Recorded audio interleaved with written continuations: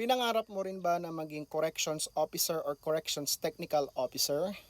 Bakit hindi mo subukang mag-apply sa Bureau of Corrections? Pero karamihan sa mga naririnig natin sa labas ay bakit sa Bureau of Corrections? Meron namang PNP, BFP, BJMP.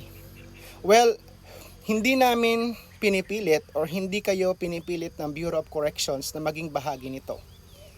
For the information, ang basic salary ng isang ng entry level sa Bureau of Corrections ay katulad rin ng nasa Tri-Bureau na almost 31,000 plus. Hindi pa dito kasama ang subsistence allowance at iba't ibang uri ng allowance at bonuses na binibigay pare-pareho sa mga lingkod at kawani ng gobyerno ng Pilipinas. At kung iniisip mo na bakit mag-a-apply ka sa Bucor, uso dyan ang backer system, meron siguro dyang bayaran o merong anomalya na hindi matanggap ng iyong sikmura. Unang-una, sinasabi ko na agad sa'yo, huwag ka nang mag-apply kasi masasaktan ka lang.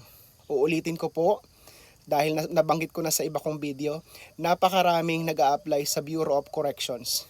At hindi kailangan ng Bucor ang mindset na katulad ng sa mga nabanggit ko. Ang Corrections Officer or Corrections Technical Officer ay in charge sa pangangasiwa at pagbibigay ng mga programang pangreformasyon para sa mga persons deprived of liberty. Tayo po bilang bahagi ng criminal justice system ay malaki ang tungkuling ginagampanan sapagkat sa atin po nakasalalay ang panibagong bukas at panibagong buhay ng mga persons deprived of liberty.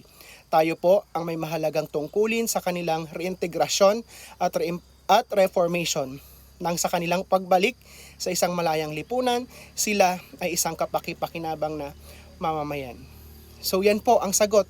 Bakit sa Bureau of Corrections? Tayo po ay mahalaga ang ginagampanan sa buhay ng persons deprived of liberty at sa apat na sanghay o apat pang ibang ahensya na kasama sa criminal justice system or sa 5 pillars of criminal justice system dito sa Pilipinas. Kaya ako po bilang isang kawani ng Bureau of Corrections, bilang isang corrections officer ay pinagmamalaki ko na ang Bureau of Corrections ay may mahalagang tungkulin, hindi lang sa PDL, kundi sa buong Pilipinas. Yan po ang mahalagang sagot kung bakit dapat mag-apply sa Bureau of Corrections.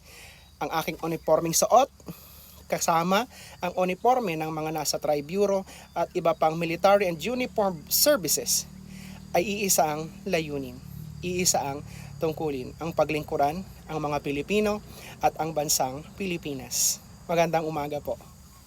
Bro, Kupal Tots, masakit pero may saysay. Tinutulungan ko kahit minsan mahirap tayo.